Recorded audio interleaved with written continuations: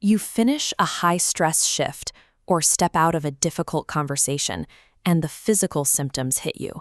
Your chest is tight, your mind is racing, and you feel entirely drained. This diagram shows exactly what is happening in those moments.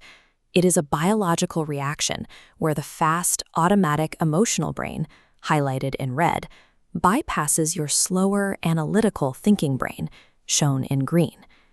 Today, we are going to build a personalized emotional intelligence development plan so you can maintain control when that stress hits.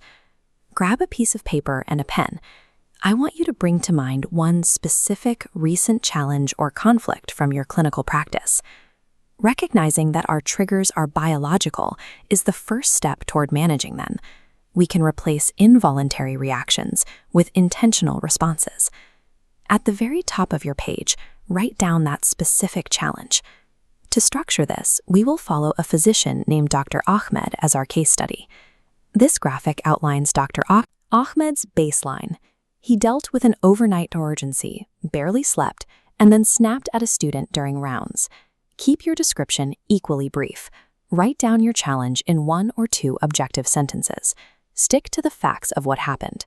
Defining the trigger on paper shrinks an overwhelming experience into a solvable problem. Now, divide your page into 3 sections: your feelings, your response, and the outcome. This worksheet provides a clear framework. We want to answer these first 3 questions. What happened? What did I feel? And how did I respond? Looking back at Dr. Ahmed's case, we can trace the path. He felt fatigued. He responded by avoiding his team, and the outcome was a demotivated student and strained relationships. As you fill out your 3 sections, be ruthlessly honest. Do not use this space to assign blame or justify your actions.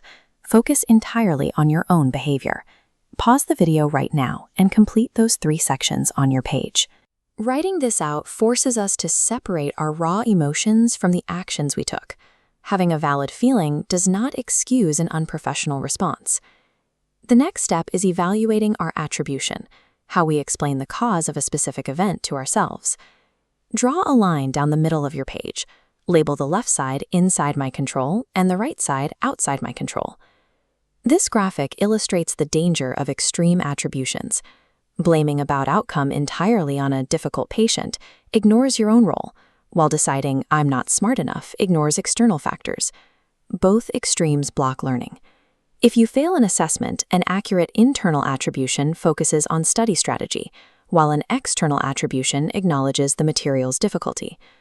Now, categorize the factors of your challenge into your 2 columns. Focus on an accurate, balanced explanation. Once you identify what is genuinely within your control, you know exactly where to direct your mental energy for the next shift. Finally, number the bottom of your page 1 through 5. This roadmap requires 1 action per pillar. Step 1. Recognize. Identify your physical stress signs. Step 2. Reflect. Define a pause mechanism. Step 3. Regulate. Choose a calming tool. Step 4. Respond. Consciously choose your tone. Step 5. Review. Check your progress post-shift. Vague intentions fail under pressure. When the emotional brain takes over, you need concrete, pre-planned instructions to pull yourself back.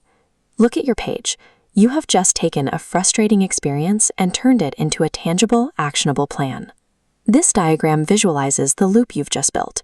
You now have a documented strategy to catch yourself, regulate your physical state, and make a conscious choice before you react. Keep this paper somewhere accessible. Put it in your locker or save it on your phone and review it at the start of your week. As this quote highlights, emotional intelligence starts with your own self-awareness, but it ultimately improves the care you provide to your patients. Emotional regulation is a daily practiced skill. Commit to your plan and protect both your patients and your own well-being.